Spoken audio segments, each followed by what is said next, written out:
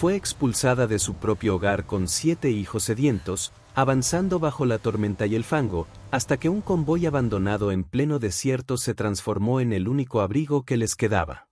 ¿Puedes imaginar a una madre viuda obligada a meterse en un vagón herrumbroso, tenebroso y destrozado, sin provisiones, sin agua y con una bebé consumida por la calentura, solo para intentar mantener a sus hijos con vida una noche más? Parece imposible sobrevivir a algo así, pero esta historia sucedió de verdad y alteró el destino de esta familia de una manera que nadie podría haber previsto. Antes de seguir, suscríbete al canal y dale like porque el desenlace de esta historia te va a dejar boquiabierto de un modo que jamás imaginaste. Lo que esta viuda halló dentro de aquel convoy lo cambió todo para siempre. Y cuéntame aquí en los comentarios, ¿desde qué ciudad estás viendo esta historia? Me fascinará saber hasta dónde llegan estos relatos tan conmovedores. La lluvia caía con furia aquella tarde de mayo de 1903, no en São Miguel do Cerrado, sino en el confín del desierto de Chihuahua, donde los pequeños poblados mineros se aferraban a la tierra árida como parásitos. El agua no era una gracia, era un azote que convertía el polvo en un lodo viscoso y pegajoso que se adhería a todo. Isabel Ramírez, viuda reciente a los 34 años, sintió como el lodo helado se filtraba por las suelas desgastadas de sus zapatos mientras sus 7 hijos se apiñaban detrás de ella, buscando un amparo que ya no existía. Hacía apenas un mes que Pedro, su marido, había sido devorado por la mina. No hubo cadáver que velar, solo el silencio de la campana de la mina que dejó de tañer y un vacío en el pecho de Isabel que amenazaba con engullirla a ella también. La verdadera muerte, sin embargo, no llegó con el hundimiento, llegó a lomos de caballo. Don Gregorio, cuñado de Isabel y hermano de Pedro, un hombre cuyo corazón parecía fundido en el mismo mineral oscuro de la mina, no esperó siquiera a que concluyera el novenario. Se plantó en la puerta de la humilde casa de adobe, que Pedro había levantado con sus propias manos, con 2 hombres armados a sus espaldas. Isabel, dijo su voz monótona, sin rastro de duelo. La casa está en terrenos de la empresa y Pedro me debía dinero. Tienes hasta el crepúsculo para sacar tus cosas. Ella intentó implorar, no por ella, sino por los niños, por la memoria de su hermano. Gregorio simplemente miró por encima de su cabeza como si ella ya fuera un espectro. La expulsión fue un acto de una crueldad sistemática. Sus hombres, sin emoción, arrojaron las pocas pertenencias al camino. El petate de paja donde dormían los mayores, la olla de barro aún ennegrecida por el fuego de la mañana, la pequeña imagen de la Virgen de San Juan que había sido de su madre. Cada objeto lanzado al lodo era un recuerdo profanado. Los niños no lloraban. Observaban con ese silencio terrible de los que comprenden la injusticia antes de tener palabras para nombrarla. Pedro, hijo de 13 años, apretaba los puños, pero Isabel puso una mano en su hombro. La violencia solo traería más desdicha. Cuando la puerta de su propia casa se cerró con un sonido sordo y definitivo, Isabel supo que estaban solos. Empezaron a caminar sin rumbo. La lluvia arreciaba, convirtiéndose en una tempestad eléctrica que iluminaba el paisaje desolado con destellos violeta. Isabel cargaba a la pequeña Sofía de apenas un año envuelta en el rebozo, mientras los otros 6, Pedro, Luis, María, José, Carmen y Teresa, se tomaban de las manos formando una cadena frágil contra el viento. El lodo se aferraba a sus pies, haciendo cada paso un esfuerzo titánico. El pueblo, acobardado bajo el poder de Gregorio, cerró sus ventanas. Nadie ofreció refugio. Eran parias, borrados del mundo de los vivos por la simple firma de un hombre que había olvidado la sangre que compartía.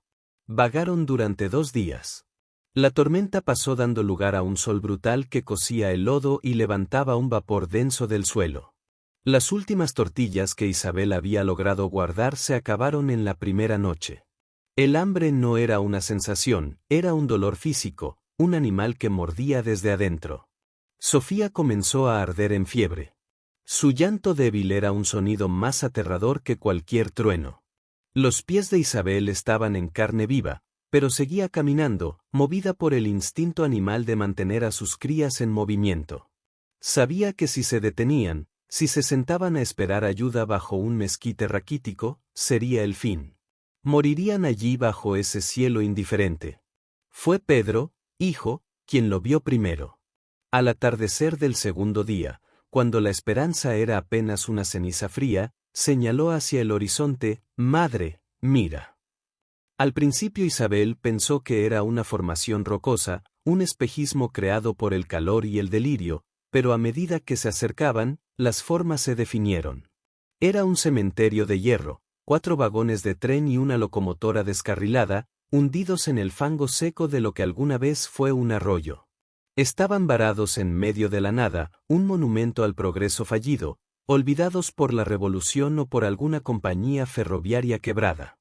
La naturaleza los estaba reclamando. El óxido cubría el metal como una enfermedad roja. Los niños mayores se detuvieron asustados. El tren parecía un animal muerto, colosal y siniestro. El viento soplaba a través de las ventanas rotas, produciendo un gemido bajo y lastimero. Era un lugar de fracaso, el fin de una línea. Pero Isabel, en su desesperación absoluta, vio algo que los demás no vieron. Vio paredes de acero, vio un techo que no era el cielo abierto. Vio una fortaleza contra los coyotes y el frío de la noche. «Vamos», dijo. Su voz ronca por la sed. «Es mejor que nada». Se acercó al vagón que parecía menos dañado, uno que aún se mantenía derecho sobre sus ruedas muertas. Empujó la puerta corrediza de metal. El chillido del hierro oxidado contra hierro oxidado fue ensordecedor como un grito de protesta por ser despertado de su largo sueño. El interior estaba oscuro y olía a décadas de abandono, a metal frío, a excremento de roedores y a polvo antiguo. El suelo estaba cubierto de escombros y hojas secas que habían entrado por las ventanas rotas. Era un ataúd, pero para Isabel en ese momento era un palacio. «Entren», ordenó suavemente a los niños que dudaban en el umbral. «Aquí estaremos a salvo esta noche». Se instalaron en el rincón menos expuesto.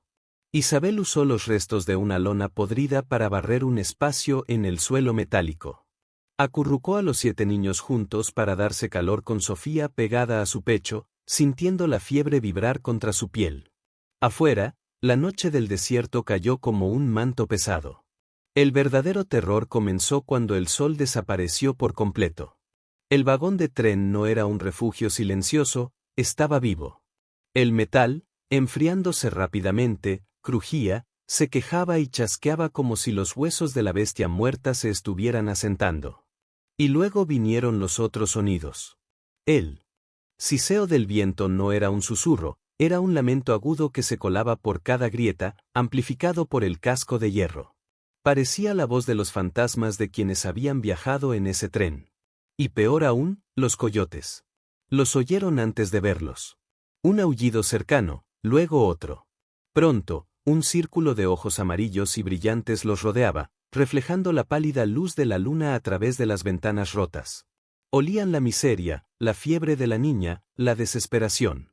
Isabel se sentó de espaldas a sus hijos, enfrentando la oscuridad con nada más que el peso de su cuerpo, rezando para que el acero fuera suficiente para mantener a raya a la muerte. El amanecer llegó no como un alivio, sino como una revelación brutal. La luz grisácea que se filtraba por las ventanas rotas y los agujeros de bala en el techo metálico exponía la verdadera miseria del lugar. El suelo estaba cubierto de óxido que se deshacía al tacto, excrementos secos de roedores y los restos de algún nido de ave. El frío no se había ido con la noche. El metal del vagón parecía chupar el calor de sus cuerpos conservando la helada del desierto. Los coyotes se habían retirado, pero su presencia permanecía en el aire, una amenaza latente. Los niños despertaron lentamente, sus movimientos perezosos, no por el sueño, sino por el hambre que ya llevaba 3 días royéndoles las entrañas. El hambre se había transformado. Ya no era una queja en el estómago, era un animal vivo, una presencia más en el vagón que los observaba con paciencia. Se había instalado en los ojos hundidos de sus hijos, en la palidez de su piel, en la debilidad de sus llantos, que ahora eran apenas gemidos agudos. Isabel se sentía culpable. Un plomo en el fondo del pecho les había ofrecido un ataúd de hierro. Cada vez que Pedro, hijo, de 13 años, La miraba con esa seriedad de hombre forzada por la tragedia. Ella tenía que desviar la mirada, avergonzada de su fracaso. Había fallado a Pedro, pero peor, les estaba fallando a ellos. La fiebre de Sofía había empeorado durante la noche. La pequeña ya no lloraba, gemía débilmente. Su cuerpo convulsionaba con escalofríos bajo el rebozo húmedo. Su piel ardía. Isabel mojó un trapo con la poca agua de lluvia que había recogido en una lata oxidada y le humedeció los labios partidos, pero era inútil. El agua era fangosa y sabía a óxido. La niña necesitaba alimento, calor, medicina. Y Isabel no tenía nada.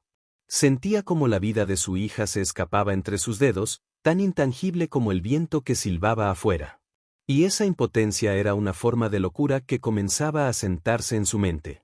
Afuera, el mundo era un horno. El sol del desierto golpeaba el techo de metal del vagón, convirtiendo el interior en un infierno sofocante durante el día, solo para prometer una tumba helada por la noche. Isabel observó a sus hijos acurrucados contra la pared metálica, buscando una sombra que no existía. María y Carmen, de 9 y 7 años, habían dejado de hablar. Simplemente se sentaban y miraban un punto fijo en el suelo oxidado. José, el más inquieto, había intentado explorar el vagón contiguo, pero regresó de inmediato, asustado por una serpiente de cascabel que se había adueñado del lugar. Estaban atrapados. El tren era una isla de metal en un mar de muerte. Fue la desesperación pura lo que la obligó a moverse. No podía sentarse a verlos morir. Si el hambre no los mataba, la fiebre de Sofía lo haría o el frío de la noche siguiente. Tenía que hacer algo, cualquier cosa. Recordó el viento helado de la noche anterior, como se colaba por un gran agujero en la pared del vagón, un panel que parecía haberse desprendido. Tenía que taparlo. No tenía madera, no tenía mantas, pero quizás si lograba arrancar otro panel del interior podría bloquear la corriente. Era una tarea inútil, pero le daba un propósito, una razón para no rendirse. Se acercó a la pared interior del vagón. Estaba revestida de paneles de metal más delgados, pintados de un color que alguna vez fue azul, ahora descascarado y comido por el óxido. Golpeó uno con el puño. El sonido sordo retumbó en el silencio. Estaba firme. Golpeó otro igual. Buscó uno que pareciera suelto, uno que pudiera arrancar con sus manos desnudas. Encontró uno cerca del suelo, parcialmente oculto por los escombros. Se agachó, metió los dedos doloridos por el frío en la grieta y tiró con toda la fuerza que le quedaba, usando el peso de su cuerpo. El metal crujió, pero no cedió. Isabel gruñó, la frustración y el hambre convirtiéndose en una rabia sorda. Volvió a tirar una y otra vez, golpeando el borde con una piedra que encontró en el suelo. El metal se dobló ligeramente, pero la estructura seguía fija. Fue entonces, mientras golpeaba cerca de la unión, que sintió algo diferente. No era la solidez de la pared principal, sonaba hueco. Dejó la piedra y presionó. El panel no estaba soldado, parecía moverse. Era un compartimento falso, diseñado para parecer parte de la pared. Con el corazón latiéndole en la garganta, una nueva energía nacida de la curiosidad y una esperanza terrible. Usó todas sus fuerzas para hacer palanca en el borde del panel. Este se dio con un chirrido metálico agudo, revelando un hueco oscuro y profundo en la estructura misma del vagón. No era madera podrida, era un diseño intencional. Metió la mano en la oscuridad, esperando sentir el nido de una rata o el cuerpo frío de una serpiente. En lugar de eso, sus dedos tocaron algo aún más frío, más duro. La esquina de una caja de metal. Tiró de ella. Era pesada, increíblemente pesada para su tamaño. La arrastró hacia la luz del vagón, sus manos temblando tanto que apenas podía sostenerla. Era una caja fuerte, pequeña, negra, con bordes reforzados de latón y una cerradura circular en el centro. El corazón de Isabel se hundió tan rápido como se había elevado. Era un tesoro, sin duda, pero un tesoro inútil. Estaba cerrada, sellada, una burla cruel del destino. Tenía la cura para su hambre, pero no tenía la llave. Sus hijos seguían muriendo de hambre y ella ahora sostenía una roca de hierro impenetrable. Desesperada, volvió a meter la mano en el compartimento falso, buscando una llave, cualquier cosa. Sus dedos rozaron algo más. Al principio pensó que eran solo más escombros, pero al sacarlos vio lo que eran.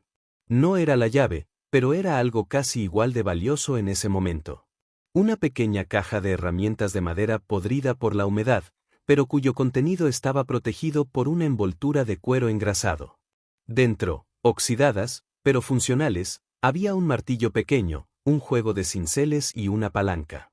Y junto a ella un objeto extraño, un pesado catalejo de latón manchado de verde por el tiempo, el catalejo de latón y las herramientas.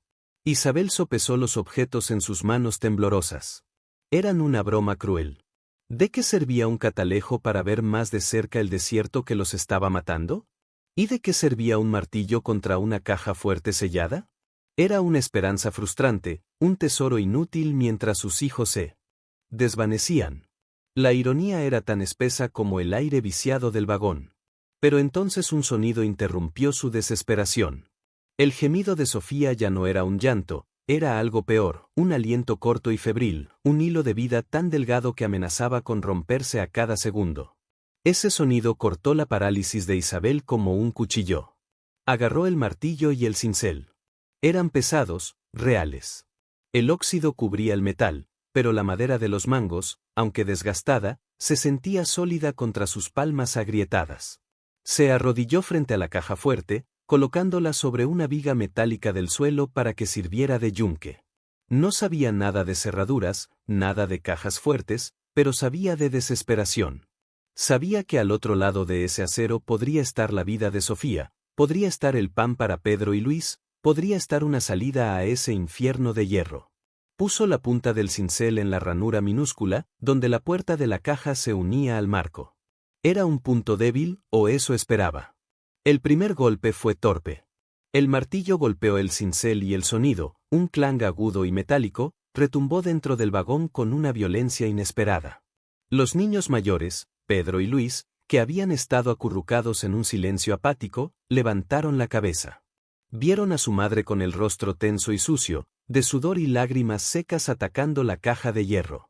No entendían qué hacía, pero el sonido era una forma de acción, una ruptura en la monotonía del hambre. Isabel volvió a golpear, esta vez con más fuerza, alineando su hombro, poniendo todo el peso de su cuerpo en el impacto. El trabajo era brutalmente lento. El metal de la caja era grueso, acero endurecido, construido para resistir. Cada golpe requería una fuerza que apenas tenía, una fuerza que extraía de sus reservas más profundas, alimentada por la imagen de Sofía ardiendo en fiebre. El sonido llenó el vagón convirtiéndose en una banda sonora para su agonía. Chink, chink, chink. Era un ritmo desesperado, el sonido del hierro contra el hierro, la única respuesta que tenía contra la enfermedad de su hija, el único rezo que le quedaba. Cada golpe era un grito silencioso. Déjame entrar. Pasaron horas, el sol se movió en el cielo y el rayo de luz que entraba por la ventana rota se desplazó lentamente por el suelo, marcando el tiempo. El interior del vagón se convirtió en un horno. El sudor corría por el rostro de Isabel, mezclándose con el polvo y la roña, goteando sobre el metal caliente de la caja. Sus manos, ya lastimadas por el lodo y las rocas, pronto se ampollaron. Las ampollas se reventaron y la sangre comenzó a manchar el mango del martillo volviéndolo resbaladizo, pero no se detuvo. El dolor en sus manos era un ancla que la mantenía cuerda, un dolor que podía controlar a diferencia del dolor de su hija. El chink, chink, chink se volvió hipnótico. Era una batalla de paciencia. Isabel, una mujer frágil y hambrienta, contra un objeto diseñado para resistir a hombres fuertes y explosivos. Se concentró solo en el punto de impacto, en la pequeña muesca que comenzaba a formarse en el acero. Ignoró el dolor en sus brazos, la quemazón en sus pulmones, el hambre que le hacía ver manchas negras. Se concentró en el sonido, en el ritmo. Con cada golpe no solo atacaba la caja, atacaba a Gregorio, a la mina que le robó a su esposo, al pueblo que les dio la espalda, al destino que la había puesto de rodillas. La fiebre de Sofía empeoró con el calor de la tarde. Sus gemidos eran más débiles, casi imperceptibles bajo el ruido metálico. Isabel lloraba ahora abiertamente mientras golpeaba, lágrimas de rabia y agotamiento que chisporroteaban en el metal caliente. «Ábrete», susurró la palabra perdida en el estruendo de sus propios golpes. «Ábrete, Sea». Los otros niños se habían agrupado en la esquina más alejada, asustados por la furia de su madre, por ese sonido implacable que parecía estar destrozando el vagón y a ella misma. La muesca era ahora una grieta, estaba cerca. Y entonces escuchó un ruido fuera, un sonido que no era el viento, ni los coyotes, ni su propio martillo. Eran caballos. Un galope rápido, decidido acercándose.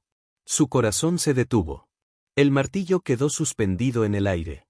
El silencio repentino fue ensordecedor, roto solo por el relincho de un caballo y una voz profunda y arrogante que gritó. Sabía que te encontraría aquí, miserable. El pueblo dice que la viuda loca vive en el tren muerto donde Gregorio había llegado. Y no venía solo.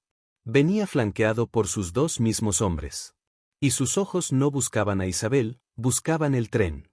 Gregorio desmontó con una agilidad que desmentía su corpulencia. Sus ojos, brillantes de codicia, recorrieron el vagón descarrilado.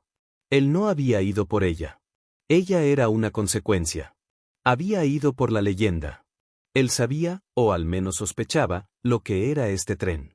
La leyenda local decía que este vagón pagador, que transportaba la fortuna de un hacendado minero durante los primeros días de la revolución, nunca había llegado a su destino. Había desaparecido, tragado por el desierto, y Gregorio había pasado años buscándolo.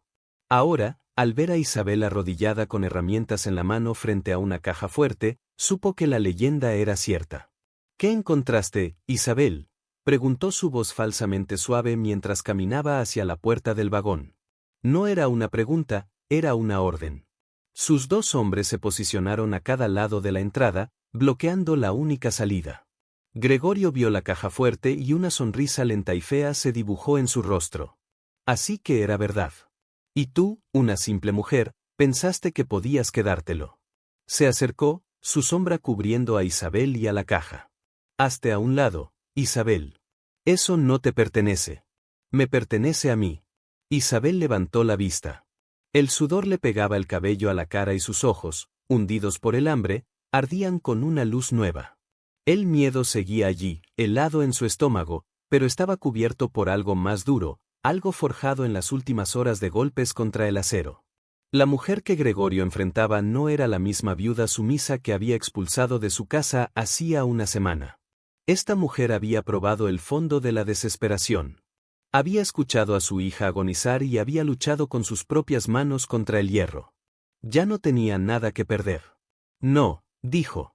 Su voz era baja, ronca, el sonido de la garganta seca, pero vibraba con la resonancia del metal del vagón. Gregorio soltó una carcajada, un sonido seco y desagradable. No repitió como si fuera la broma más graciosa que había oído. Sacó el revólver de su funda con calma. El metal oscuro brillando bajo la luz polvorienta. Isabel, no me hagas perder el tiempo. Ha sido una molestia desde que Pedro fue tan estúpido como para morir. Ahora dame la caja y lárgate de aquí o quédate y muere con tus mocosos. Me da igual. Sus hombres rieron detrás de él. Para ellos esto era un simple trámite, la eliminación de un insecto molesto. Lo que está aquí, dijo Isabel poniéndose de pie lentamente, colocando su cuerpo entre Gregorio y la caja fuerte. Es de mis hijos. Sostenía el martillo en su mano derecha, la cabeza de hierro apuntando al suelo. Sus nudillos estaban blancos y ensangrentados. No era un arma contra un revólver, era una declaración. Era la única herramienta que tenía y la había usado para luchar por ellos. No iba a soltarla ahora. Gregorio dejó de sonreír. Su paciencia, siempre corta, se había agotado. Te lo advertí. Levantó el revólver, apuntando no a Isabel, sino al bulto de mantas, donde Sofía gemía débilmente. Muévete o la mato a ella primero. El terror puro, blanco y paralizante se apoderó de Isabel. Iba a matar a su hija. Estaba a punto de ceder, de dejar caer el martillo, de rogar, cuando un sonido nuevo cortó el aire tenso. No fue el viento, no fue el metal, fue un gruñido sordo, gutural, que parecía venir de las entrañas de la tierra justo debajo de sus pies. Gregorio se congeló, su dedo vacilando en el gatillo. ¿Qué demonios fue eso? Sus ojos se apartaron de Isabel por una fracción de segundo, mirando hacia el suelo del vagón confundido. Debajo del vagón, En el espacio oscuro entre las ruedas y la tierra seca, algo se movía. Los niños en los días anteriores habían estado cavando allí, no para esconderse, sino para buscar raíces, para encontrar la humedad fresca de la tierra, huyendo del calor sofocante del metal. Habían estado cavando cerca de los cimientos de la vía férrea, donde el terraplén creaba una especie de túnel, y en ese túnel no estaban solos. De la oscuridad, arrastrándose sobre manos y rodillas, emergió una figura. No era un animal, era un hombre o lo que quedaba de uno. Era un fantasma cubierto de harapos y mugre décadas. Su barba, gris y enmarañada, le llegaba al pecho y su cabello era una masa de nudos pegados con lodo y grasa. Sus ojos, sin embargo, eran lo más aterrador, brillantes, febriles, hundidos en cuencas oscuras, pero vivos con una locura lúcida. Era el guardián del tren, un antiguo revolucionario quizás o el único superviviente del descarrilamiento, un hombre que había perdido la razón y se había fusionado con el cementerio de hierro, viviendo como un animal en los túneles debajo de la vía, alimentándose de lo que el desierto ofrecía. Los niños lo habían encontrado y en un acto de compasión infantil le habían estado dando los pedazos más grandes de las raíces que encontraban compartiendo el agua fangosa. No le tenían miedo. Para ellos era solo otro ser hambriento como ellos. El viejo en su locura había aceptado su presencia, se había convertido en su protector silencioso. Y ahora, al oír la voz de Gregorio, la amenaza, había salido a defender su territorio y a los únicos seres que le habían mostrado bondad en 30 años. Se puso de pie un cuchillo oxidado, apenas una hoja de metal dentada en su mano. El viejo se lanzó contra Gregorio como un animal.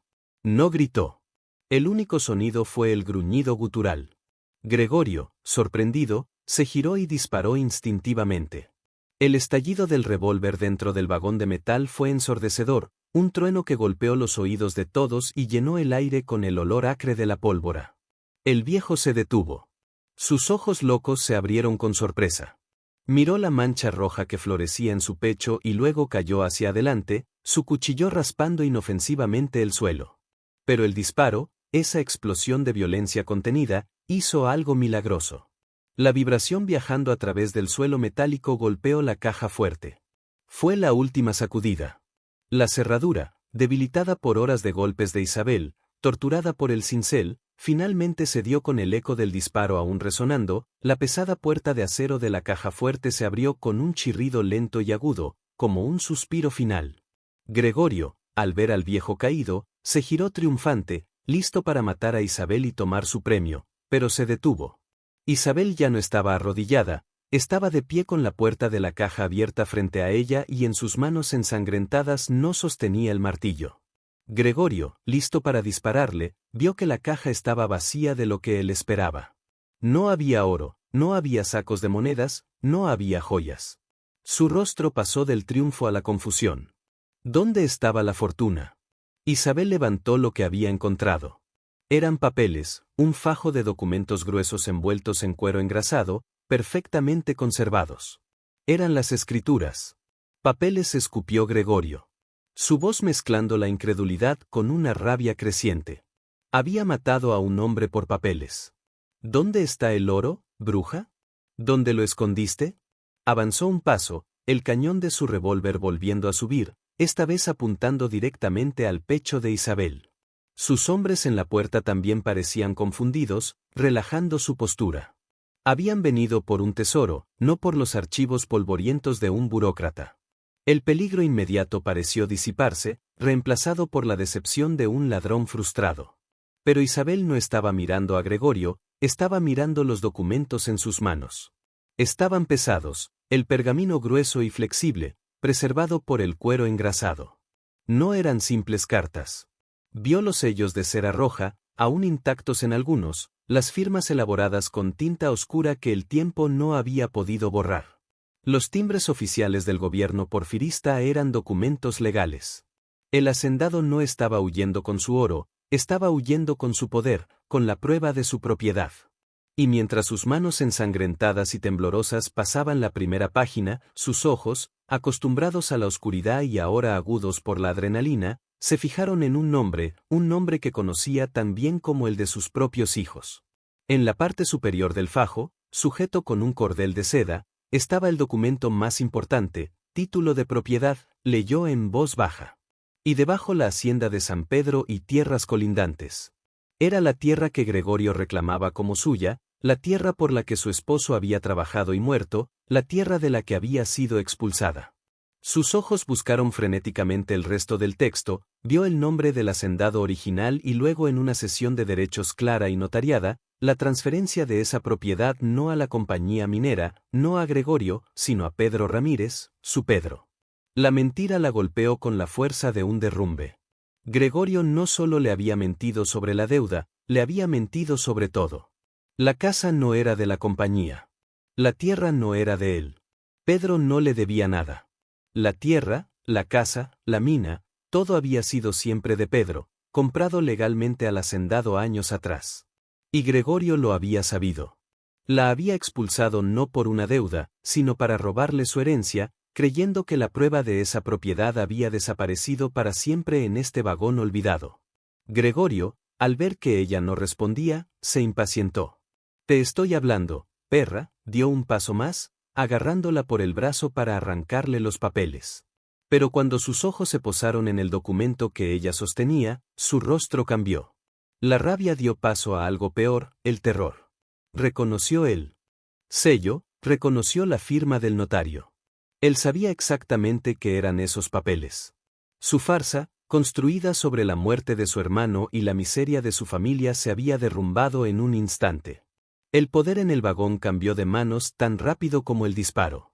Isabel no gritó, no lo acusó, no lloró, simplemente se quedó allí, con el brazo de Gregorio aún sujetándola y lo miró. Sostuvo los papeles en alto, un escudo de pergamino. En su otra mano, el martillo ensangrentado aún colgaba pesado como un péndulo que había dejado de oscilar.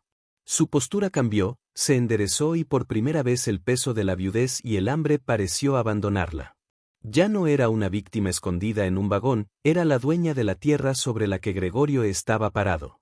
Los hombres en la puerta percibieron el cambio, vieron el terror en el rostro de su jefe y se pusieron nerviosos. Habían venido a robar a una viuda indefensa, no a enfrentarse a un hombre que acababa de perderlo todo frente a un documento legal. Miraron a Gregorio esperando órdenes, pero Gregorio estaba pálido, congelado. En Chihuahua, en 1903, la tierra lo era todo. Un arma podía matar a un hombre, pero esos papeles, esos títulos, podían destruir a una familia entera, borrar un linaje y Isabel los tenía. «Esta tierra», dijo Isabel, su voz resonando en el casco de metal, «es mía». Cada palabra era clara.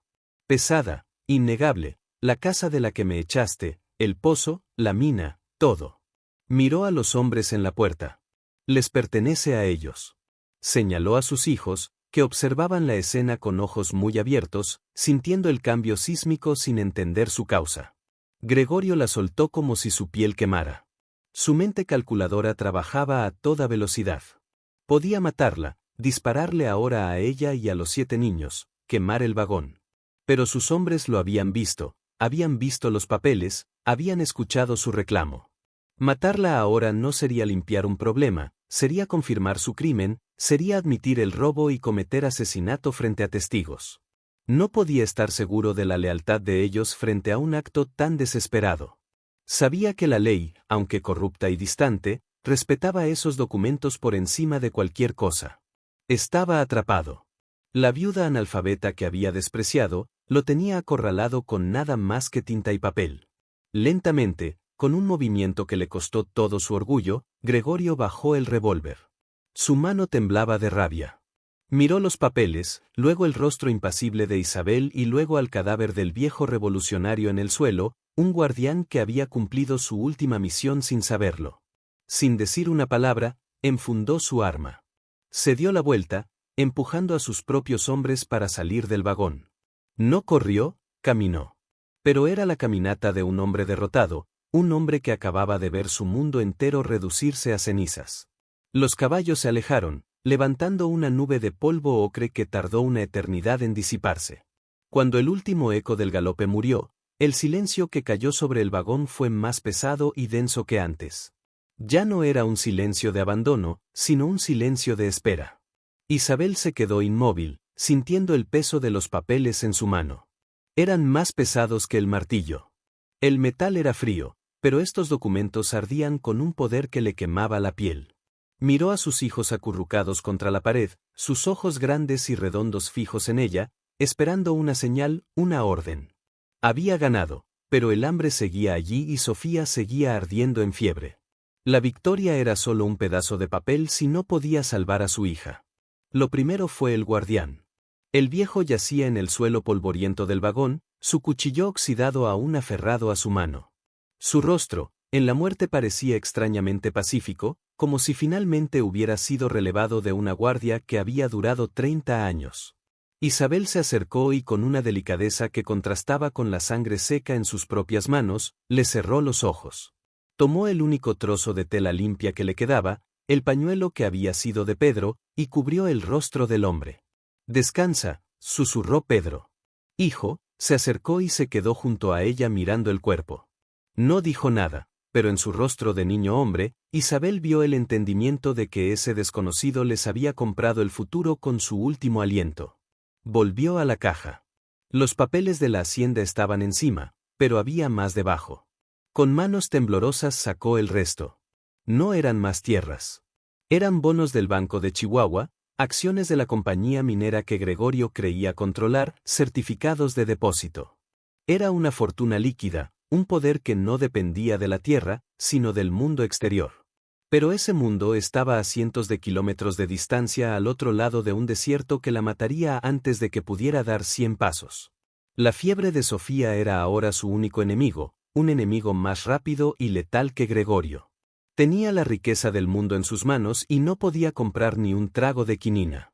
La frustración la hizo llorar de nuevo, lágrimas calientes de impotencia. ¿De qué servía todo esto? Fue entonces cuando su mano rozó el otro objeto, el que había descartado como inútil, el catalejo de latón. ¿Por qué el hacendado guardaría un catalejo con sus papeles más valiosos? No era un adorno, era una herramienta. Con un impulso repentino, se secó las lágrimas y salió del vagón, trepando por la escalera de metal oxidada hasta el techo curvo. El metal quemaba bajo el sol de la tarde, pero ella no lo sintió. Se puso de pie un punto diminuto sobre un monstruo de hierro y levantó el catalejo. Al principio solo vio la inmensidad del desierto, una extensión marrón y roja que se perdía en la bruma del calor. Vio la hacienda de Gregorio a lo lejos, un manchón blanco de arrogancia. Vio el humo de la mina, una cicatriz sucia en el cielo, pero luego, siguiendo la línea muerta de la vía férrea hacia el sur, muy lejos donde el mundo se curvaba, vio algo más, un hilo de humo diferente, un humo negro espeso que se movía. No era un incendio, era una locomotora. Era la línea principal del ferrocarril central mexicano, la vena yugular de la nación, la línea que este ramal muerto nunca había logrado alcanzar. Un plan nació, no de la esperanza, sino de la pura lógica. No podía ir a la ciudad, no podía cruzar el desierto con 7 niños, uno de ellos moribundo, y no podía volver al pueblo, que era la boca del lobo de Gregorio. Pero tal vez no necesitaba ir a la civilización. Con el catalejo barrió el horizonte más cercano y allí, a unos 3 km al otro lado de las vías, en un pliegue de las colinas que era invisible desde el suelo, vio un pequeño jacal, un corral de cabras y el humo delgado de un fuego de leña. Era un ermitaño, un cabrero, alguien tan marginado como ella. Bajó del techo su decisión tomada. No iba a huir. Huir era lo que Gregorio esperaba y no iba a volver a la hacienda. Ese lugar estaba manchado por la traición. Este tren, este ataúd había sido su refugio y su revelación. Aquí se quedaría. Este era su territorio. Ahora se volvió hacia Pedro, hijo. Pedro le dijo su voz firme. Vas a ir a ese jacal. Lleva esto. Le entregó no un bono, sino la única pieza de valor tangible que había encontrado suelta en el fondo de la caja. Una pesada moneda de oro de 10 pesos que debió rodar de una bolsa rota. Dile a la gente de allí que una madre necesita ayuda, que pago por medicina para la fiebre. Pedro, de 13 años, asintió sin dudar, tomó la moneda y el último bule de agua y desapareció en el desierto, corriendo bajo entre los matorrales, un pequeño fantasma en el calor. Isabel pasó las siguientes 3 horas en el infierno de la espera. Cada minuto era una agonía. ¿Y si Pedro se perdía? ¿Y si el cabrero era hostil? ¿Y si Gregorio regresaba? Sostuvo a Sofía cantándole canciones de cuna que se rompían en su garganta seca, limpiando el sudor febril de la frente de la niña. El sol comenzaba a bajar, tiñendo el interior del vagón de un rojo sangriento. Justo cuando la esperanza comenzaba a morir, Pedro regresó. No venía solo. Detrás de él caminaba una mujer anciana, pequeña y arrugada como una pasa, con el cabello completamente blanco trenzado en una sola cola. No era el cabrero, era su esposa, una curandera. No dijo palabra. Entró en el vagón, miró a Sofía, miró a Isabel y luego asintió. De su morral sacó hierbas secas, raíces y un pequeño frasco de líquido oscuro. Empezó a trabajar. Murmurando en una lengua que Isabel no reconoció, moliendo las hierbas con una piedra. La anciana pasó la noche allí, obligó a Isabel a preparar un té amargo con las hierbas y a dárselo a Sofía gota a gota. Hizo cataplasmas de barro y plantas que aplicó al pecho y la frente de la niña. Al amanecer, el milagro había ocurrido. La fiebre se había roto. Sofía sudaba profusamente, pero su piel ya no ardía. Cuando abrió los ojos, sus ojos estaban claros y buscó débilmente el pecho de su madre. Isabel lloró, esta vez de un alivio tan profundo que casi la ahogó. La curandera simplemente empacó sus cosas. Isabel le ofreció la moneda de oro, pero la anciana la rechazó. Señaló la caja de herramientas, tomó solo el martillo pequeño y asintió como si fuera un pago justo. Luego desapareció como había llegado. Sofía estaba a salvo. La fiebre había cedido, reemplazada por un hambre voraz que Isabel satisfizo con el resto del agua de lluvia espesada, con un poco de harina que había encontrado en el fondo de su talega, un último resto de su vida anterior. Con la amenaza inmediata de la muerte de su hija disipada, la magnitud de lo que había sucedido la golpeó. Sostenía en sus manos el poder de destruir a Gregorio y la riqueza para construir un futuro, pero seguía atrapada en un ataúd de metal en medio de un desierto implacable. La victoria era un fantasma, tenía que hacerla real. Sabía que Gregorio no se quedaría de brazos cruzados. El terror en sus ojos, al ver los papeles, significaba que regresaría, no para robar, sino para destruir la evidencia. Y a ella con ella. Su decisión se solidificó, tan dura como el acero que la rodeaba. No huiría. Huir era lo que Gregorio esperaba que hiciera. Una viuda asustada corriendo hacia una ciudad lejana para tratar de validar unos papeles. Él la cazaría en el camino y no podía volver a la hacienda. Ese lugar estaba envenenado por la traición. Era el territorio del enemigo, ¿no? Este tren, este cementerio de hierro la había protegido, la había puesto a prueba y le había dado las armas para luchar. Este no era su refugio temporal, era su fortaleza. Aquí, en medio de la nada, era invisible y desde aquí podía ver a todos. Lo primero fue un acto de cierre y de posesión. Con la ayuda de Pedro, hijo y Luis, sacaron el cuerpo del viejo revolucionario del vagón. No podían dejarlo allí, profanado por la violencia de Gregorio. Usando la pala oxidada de la caja de herramientas y la palanca, cavaron una tumba en la tierra dura, a la sombra de la locomotora muerta. No había madera para una cruz, así que apilaron piedras en un montículo. Isabel no rezó. No le quedaban rezos para un Dios que había permitido tanto sufrimiento. Simplemente se quedó en silencio, pagando su respeto al guardián que en su locura le había comprado el futuro. Era la primera vez que enterraba a alguien con dignidad desde Pedro. Mientras los niños más pequeños, aliviados por la recuperación de Sofía, exploraban los límites de su nuevo hogar de hierro, Isabel volvió al techo del vagón con el catalejo. Esta vez su mirada era diferente. No buscaba solo amenazas, buscaba recursos. Apuntó el latón hacia la hacienda de Gregorio. La vio, un punto blanco y arrogante a kilómetros de distancia. Vio el movimiento de los vaqueros, el ganado en los corrales. Luego giró el catalejo hacia la línea principal del ferrocarril. El humo negro, la serpiente de hierro que conectaba al país, estaba lejos, pero era real. Era una ruta de escape, pero también una ruta de entrada. Un día usaría ese tren, pero en sus propios términos. Regresó al interior y mientras Sofía dormía en un sueño sanador, Isabel se sentó en el suelo metálico y extendió los documentos. Necesitaba entender la magnitud de su arsenal. El título de la hacienda era la pieza central, pero había más. Estudió los bonos, los certificados de acciones. El hacendado no era solo un terrateniente, era un hombre de negocios moderno. Tenía acciones en la misma compañía minera que había matado a Pedro, la compañía que Gregorio ahora administraba fraudulentamente. Se dio cuenta con un escalofrío de que no solo era dueña de la tierra de Gregorio, era en papel su jefa. Una nueva rutina comenzó, no de supervivencia, sino de consolidación. La apatía del hambre desapareció de los ojos de los niños, reemplazada por la curiosidad y el propósito. Isabel organizó la limpieza del vagón. Pedro y Luis, usando las herramientas, repararon los paneles rotos, no para tapar el viento, sino para hacerlos seguros. María y Carmen barrieron décadas de polvo y escombros usando escobas improvisadas con ramas de mezquite. Descubrieron que el vagón tenía compartimentos de almacenamiento debajo de los asientos fijos, lugares limpios y secos para guardar sus escasas posesiones y, lo más importante, los papeles. La exploración se extendió a los otros vagones. Eran demasiado peligrosos para vivir. El segundo estaba volcado, su vientre expuesto al cielo. Pero el tercero, un vagón de carga, aunque dañado, contenía un tesoro inesperado. No era oro, sino algo casi tan bueno, sacos podridos de grano. La mayor parte estaba echada a perder, comida por los insectos y el tiempo. Pero en el centro de los sacos más grandes, donde la humedad no había penetrado, encontraron varios kilos de maíz seco y frijoles, duros como piedras, pero perfectamente conservados. Era comida suficiente para semanas. Isabel sabía que Gregorio no se quedaría quieto. El terror que había visto en sus ojos se convertiría en rabia y esa rabia lo haría actuar. Él estaba en la hacienda reagrupándose, pensando cómo podía silenciarla, cómo podía destruir los papeles. Ella no.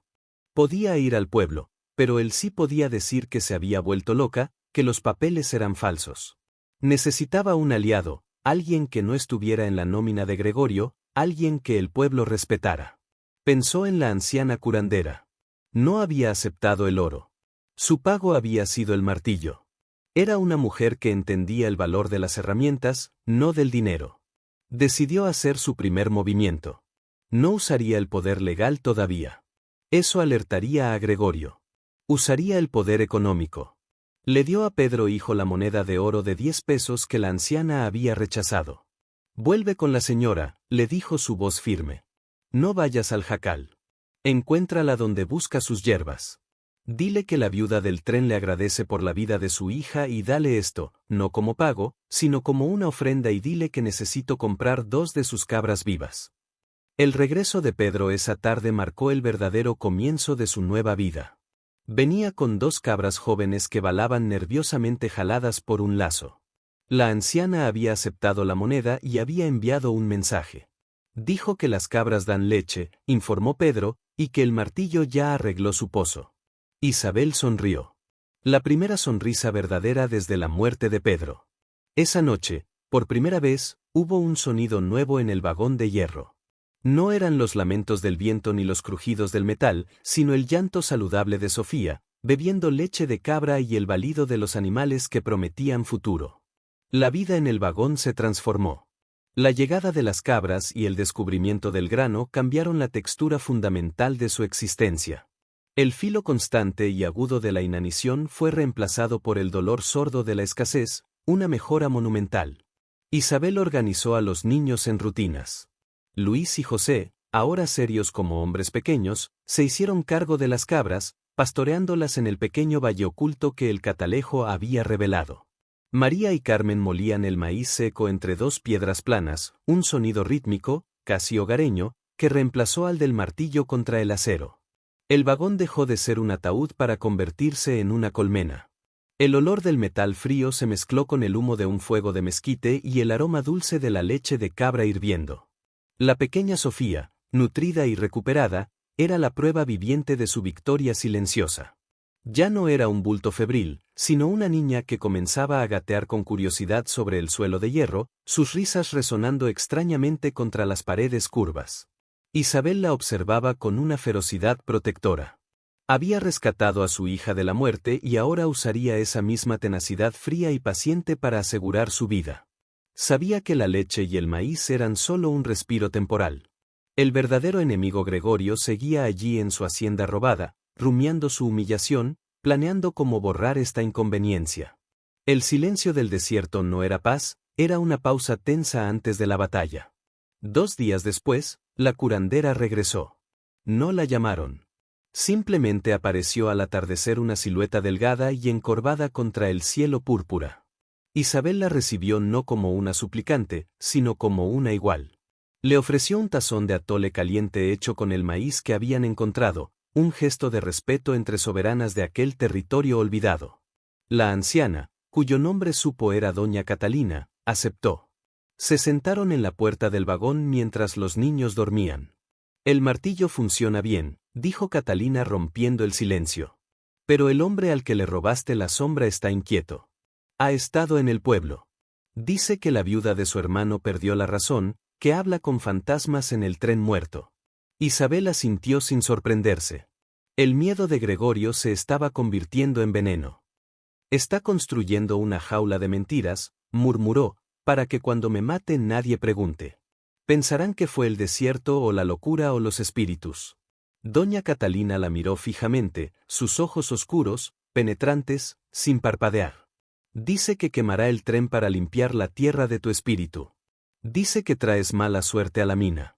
Isabel sintió un escalofrío, pero su mano se cerró instintivamente sobre el bulto de papeles que ahora guardaba cosido bajo su falda. Él vendrá con fuego, dijo Isabel, pero yo tengo esto. Catalina miró el bulto, pero no preguntó qué era. El papel se quema, advirtió la anciana. Pero la tinta cuando llega al hombre correcto, es más fuerte que una bala. Esa fue la clave que Isabel necesitaba. El hombre correcto no podía ir al pueblo. El juez y el jefe de policía comían de la mano de Gregorio. Eran sus perros falderos. Tenía que ir por encima de él. Tenía que encontrar a alguien cuyo poder Gregorio no pudiera tocar. Recordó los otros documentos que había en la caja, los que no eran títulos de tierra. Las acciones de la compañía minera Águila Dorada eran acciones al portador firmadas por el hacendado. Gregorio administraba esa mina como si fuera suya, pero estas acciones demostraban que una parte significativa pertenecía a quien tuviera los certificados.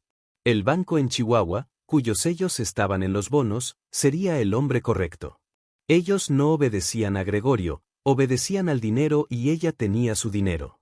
Necesitaba ayuda para escribir. Ella apenas podía garabatear su nombre. Doña Catalina, sin embargo, sabía leer el mundo de las hierbas y el corazón de los hombres. Su esposo, el cabrero, un hombre tan silencioso como las piedras, había trabajado en el ferrocarril en su juventud y sabía leer y escribir. Isabel le confió el plan. Esa noche, a la luz parpadeante de una vela hecha con sebo de cabra, el viejo cabrero, con manos torpes y deformadas por la artritis, escribió una carta al director del Banco de Chihuahua. La carta era simple, brutalmente directa. Isabel Ramírez, viuda de Pedro Ramírez, reclamaba la herencia de su esposo, adjuntando los certificados de acciones como prueba de propiedad y solicitando la intervención inmediata del banco para proteger sus activos del administrador fraudulento Gregorio Ramírez. El plan de entrega era una apuesta desesperada. Pedro, hijo, ahora sus ojos y oídos en el mundo, fue enviado de nuevo. Esta vez su misión era más peligrosa. Tenía que llegar a la línea principal del ferrocarril, a casi 10 kilómetros de distancia, usando el catalejo para evitar las patrullas de vaqueros de Gregorio. Debía esperar al tren del sur, el que iba a la capital del estado. Isabel le dio la segunda y última moneda de oro que quedaba en la caja. Dásela al conductor, le instruyó, su voz sin temblor. Dile que es la carta más importante de su vida, que la vida de una familia depende de que llegue al banco. Pedro asintió. Guardó la carta y los certificados de acciones, no los títulos de la tierra en su camisa y se escabulló en la oscuridad antes del amanecer. La espera fue la peor tortura. Pasaron 2 días, 3. El vagón de tren volvió a sentirse como una trampa. Cada sonido del viento era Gregorio regresando. Cada sombra que se movía era un hombre con una antorcha.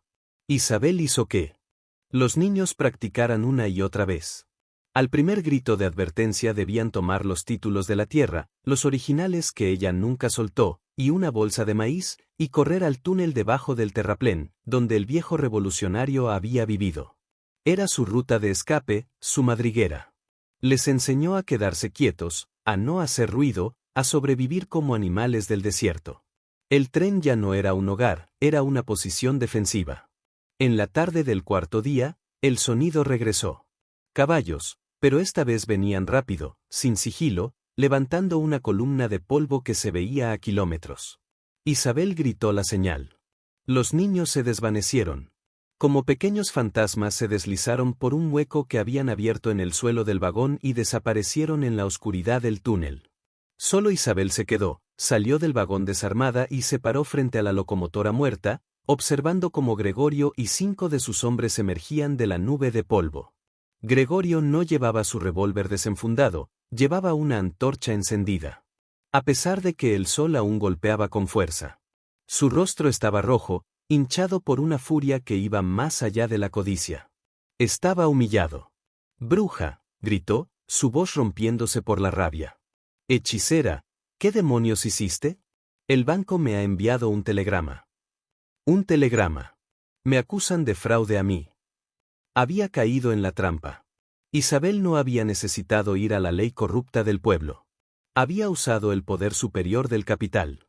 El banco, al ver las acciones al portador y la firma del hacendado, había actuado instantáneamente para proteger su inversión, congelando los activos de Gregorio hasta que se aclarara la propiedad. Gregorio estaba arruinado y lo sabía. «Quemaré esos papeles», gritó agitando la antorcha. «Y te quemaré a ti con ellos. Si no puede ser mío, no será de nadie». Dio la orden a sus hombres. «Quemen este nido de ratas». Los hombres de Gregorio se detuvieron, sus rostros iluminados por la antorcha de su patrón. Quemar un tren muerto era una cosa. Prenderle fuego a la viuda de un hombre al que habían conocido con sus hijos probablemente dentro. Era un pecado de un calibre diferente.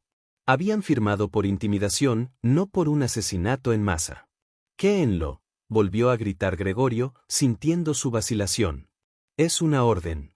Los hombres avanzaron con desgana, recogiendo hierba seca y ramas de mezquite, amontonándolas contra la base del vagón, empujándolas por las ventanas rotas, sus movimientos lentos, casi ceremoniales, como si prepararan una pira funeraria contra su voluntad. Isabel no se movió, se quedó de pie a unos metros de la puerta, observando cómo preparaban la destrucción de su único refugio. El hierro había sido su armadura. Y ahora el fuego venía a probarlo. Su rostro estaba impasible, sus ojos secos. Había agotado sus lágrimas en la fiebre de Sofía, había gastado su rabia en la caja fuerte. Lo que le quedaba era algo más frío, más duro. Era la paciencia del desierto mismo, que sabe que todo lo que arde eventualmente se convierte en ceniza, pero que la tierra permanece. Esta calma pétrea enfureció a Gregorio más que cualquier súplica. Él quería que gritara, que rogara, que le diera la satisfacción de su terror. Ella se negó. «¿Crees que tu silencio te salvará?», siseó Gregorio. Se acercó a la pira que sus hombres habían construido y él mismo arrojó la antorcha. Las llamas prendieron al instante. La hierba seca y las ramas de mezquite resecas por el sol del desierto estallaron en un infierno inmediato. El fuego trepó por el costado del vagón, lamiendo el metal con lenguas anaranjadas. Un humo negro y espeso comenzó a salir por las ventanas. El olor a pintura vieja y polvo de décadas quemándose.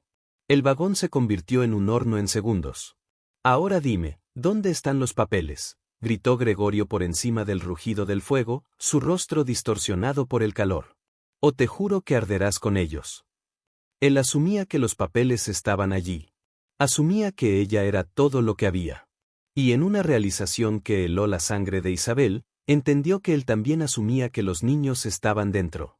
«Están con tus hijos», gritó él, su mente retorcida, convencida de su propia lógica. «Sácalos, sácalos y dame los papeles y tal vez deje que se quemen solo ellos». La monstruosidad de su oferta la dejó sin aliento, pero también le dio la última pieza de armadura que necesitaba. «Ellos no están aquí», dijo Isabel. Su voz fue tan baja, tan tranquila en medio del crepitar de las llamas que Gregorio tuvo que inclinarse para oírla. «Están a salvo». «Mientes», rugió Gregorio levantando la mano para golpearla. Pero antes de que su mano pudiera conectar, un sonido nuevo cortó el aire, uno que no pertenecía al desierto. No era el rugido del fuego ni el silbido del viento. Era un silbato de tren, agudo, penetrante e imposiblemente cercano. Gregorio y sus hombres se congelaron. Esta línea estaba muerta. El único tren estaba en llamas frente a ellos. El silbato sonó de nuevo, más cerca, y venía de la línea principal, la que estaba a kilómetros de distancia, pero el sonido era demasiado claro. De repente, uno de los hombres de Gregorio señaló hacia el terraplén. «Patrón, mire», corriendo sobre las vías muertas, no en un tren, sino en un pequeño carro de mano, una zorra de vía. Venían 4 figuras. Impulsaban la palanca con movimientos desesperados y rítmicos. No eran vaqueros. 2 eran los hijos de Isabel, Pedro y Luis, que habían salido del túnel por el otro extremo, y los otros 2 eran doña Catalina y su esposo, el cabrero. No venían a salvarla. Venían a unirse a la lucha, armados con palos y sus propias vidas. Gregorio, al verlos, soltó una carcajada de alivio. «Ese es tu ejército, una vieja y 2 niños». Pero detrás de ellos, en el horizonte, en la línea principal, el catalejo de Isabel no había mentido. El humo negro que había visto no era una ilusión. El telegrama del banco había hecho más que congelar las cuentas de Gregorio. Había desatado el pánico y ahora, frenando ruidosamente en la línea principal con hombres saltando antes de que se detuviera, llegaba la verdadera caballería. No eran soldados, eran hombres con traje. El director del banco en persona, flanqueado por 2 rurales armados, los guardias federales que respondían solo al dinero y al gobierno central, habían venido a proteger sus acciones. Gregorio vio a los rurales, vio al banquero con su bombín, vio su mundo entero colapsar. En ese instante sus hombres, al ver los rifles federales, soltaron sus propias armas y levantaron las manos. Distanciándose de Gregorio, su lealtad evaporándose con el humo. Gregorio estaba solo, atrapado entre un tren ardiendo y el poder combinado de la ley y el capital. El banquero, un hombre delgado con gafas, gritó: «Gregorio Ramírez, está usted arrestado por fraude y ahora por intento de asesinato». Gregorio era un animal acorralado. Todo estaba perdido. Su fortuna, su reputación, su libertad. Levantó su revólver, pero no apuntó a Isabel. Ella era solo el síntoma. Apuntó al banquero, el hombre que representaba el sistema que lo había destruido. Era un último acto de desafío inútil. Pero antes de que pudiera apretar el gatillo, doña Catalina, que había llegado corriendo con sus hijos, gritó algo en su lengua nativa. Isabel, sin pensar, reaccionó al instinto que la anciana le había enseñado. Agarró la única cosa que tenía cerca, un puñado de tierra y piedras del suelo. Lo arrojó a la cara de Gregorio con toda su fuerza. Fue un acto inútil, un gesto de tierra contra una bala. Pero fue suficiente. Gregorio parpadeó, cegado por el polvo y la sorpresa por una fracción de segundo. El rural, al ver el arma levantada, no dudó. El disparo de su rifle fue seco, definitivo, eclipsando el rugido del fuego. Gregorio se quedó quieto. Sus ojos se abrieron con sorpresa. Miró la mancha roja en su camisa, luego a Isabel. No había odio en su mirada, solo una confusión vacía. Se desplomó en el polvo, su propia antorcha aún ardiendo a sus pies. Un final ignominioso para un hombre que se creía un rey. El humo negro y acre del vagón en llamas se mezclaba con el polvo del desierto y el olor a pólvora. El silencio que siguió al disparo fue absoluto, roto solo por el crepitar del fuego. Gregorio yacía en el suelo, sus ojos abiertos y vacíos, mirando el cielo indiferente. Los rurales, con una eficiencia fría, tomaron posiciones, sus rifles apuntando a los hombres de Gregorio, quienes arrojaron sus armas con una prisa casi cómica, sus manos en el aire. La batalla había terminado tan rápido como había comenzado y no había sido una batalla, sino una ejecución de la ley y el capital. El banquero, un hombre pálido y sudoroso, con su traje de ciudad cubierto de polvo, se ajustó las gafas y caminó rígidamente hacia Isabel, su mirada pasando de Gregorio al vagón ardiendo y finalmente a ella. «¿Usted es la señora Isabel Ramírez?», preguntó su voz aguda por la atención. Isabel simplemente asintió. Su rostro era una máscara de hollín y tierra. Sus manos aún aferradas a los papeles. El banquero vio las llamas devorando el vagón. «Dios mío, las acciones, los certificados», gritó más preocupado por los bonos del banco que por la vida que acababa de terminar. Pensó que su inversión estaba ardiendo. «Las acciones están a salvo», dijo Isabel, su voz tranquila resonando con una autoridad que no sabía que poseía. Fueron enviadas, por eso está usted aquí. El banquero parpadeó procesando la información. Esta mujer sucia y descalza lo había convocado. Pero esto continuó Isabel y le entregó al banquero no las acciones, sino el fajo de títulos de propiedad, el documento de la hacienda encima. Esto es mío. No era una pregunta, era una declaración. El banquero tomó los papeles con manos temblorosas, reconociendo el poder de esos sellos y firmas, incluso en medio del caos. Miró de los papeles al rostro de Isabel y por primera vez la vio, no como una víctima, sino como la dueña. En ese momento, desde el túnel bajo el terraplén, emergieron sus hijos. Al ver el fuego y los hombres armados gritaron, pero al ver a su madre de pie, sólida como una roca, corrieron hacia ella, rodeándola. Un pequeño clan reafirmando su centro. Mientras el banquero revisaba los títulos confirmando la traición de Gregorio y la legitimidad del reclamo de Isabel, el vagón de tren emitió un último sonido. El calor había debilitado la estructura principal. Con un gemido largo y profundo de metal torturado, el techo colapsó hacia adentro, enviando una lluvia espectacular de chispas y brasas al cielo del atardecer. Era un funeral, un final. El ataúd que había sido su prisión, su refugio, su santuario y su campo de batalla se rindió. Isabel observó cómo se consumía sintiendo el calor en su rostro. No sintió tristeza, sintió que algo se liberaba, el cierre de un círculo de sufrimiento. Señora Ramírez, dijo el banquero, su tono ahora lleno de un respeto que rayaba en la sumisión. Debemos ir a la hacienda. Es su hacienda. La palabra sonó extraña, ajena. Isabel miró a sus hijos, sus rostros sucios, pero sus ojos brillantes, aferrados a sus faldas. Miró a los rurales que ahora vigilaban a los hombres de Gregorio. Miró los restos humeantes del tren. Luego asintió lentamente. Sí, dijo, vámonos a casa. El banquero les ofreció uno de sus propios carruajes, un vehículo de ciudad que parecía ridículo en el desierto. Isabel subió con sus 7 hijos, una reina tribal ascendiendo a su trono. La llegada a la hacienda fue surrealista. Los vaqueros y sirvientes que quedaban, leales a Gregorio por miedo o por pago, salieron a ver el carruaje del banco flanqueado por rurales. Vieron a Isabel descender, sucia y en harapos, pero con la cabeza en alto.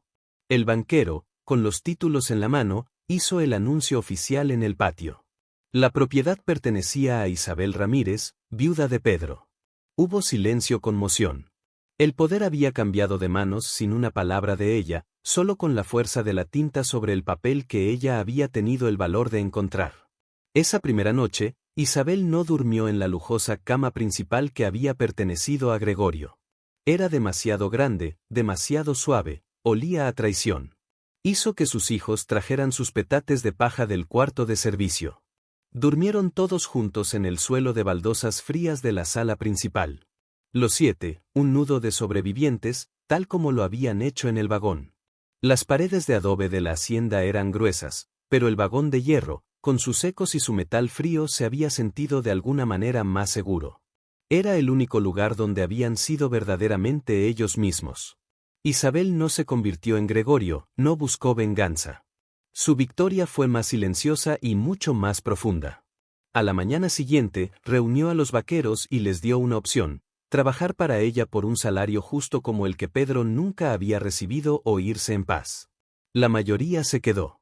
Con la ayuda del banco, usó los bonos y las acciones no para comprar lujos, sino para hacer lo que Gregorio nunca hizo, reabrir la mina, pero esta vez con soportes de seguridad, con salarios dignos, con un médico en el sitio. Honró a Pedro no con lágrimas, sino construyendo el mundo que él había soñado. Nunca regresaron al desierto. El vagón era un recuerdo, pero Isabel no permitió que fuera borrado. Un año después, cuando la hacienda prosperaba y sus hijos estaban en la escuela, pagó para que cercaran los restos del tren, no como una tumba, sino como un monumento. Hizo que los huesos del viejo revolucionario fueran enterrados formalmente en la iglesia del pueblo. Pero en el sitio del tren colocó una simple cruz de hierro. No era un lugar de muerte, era un lugar de nacimiento, el lugar donde el hierro de su voluntad había sido forjado. Años después, doña Isabel Ramírez, la patrona más respetada y justa de la región, se sentaba en su porche, observando a sus hijos, ahora adultos, administrar las tierras que eran legítimamente suyas. El sonido del tren real en la línea principal ya no era un eco distante de un mundo inalcanzable, sino el sonido de su maíz y su ganado yendo al mercado. El viento del desierto ya no aullaba como un fantasma, simplemente pasaba. El metal oxidado del vagón le había enseñado la lección más dura, que la vida solo puede florecer cuando encuentras el valor de golpear el acero de tu propia prisión hasta que cede. ¿Y tú alguna vez te has sentido atrapado en una situación que parecía un callejón sin salida solo para descubrir la herramienta para tu libertad en el lugar más inesperado? Cuéntame tu historia aquí en los comentarios. Me encantará.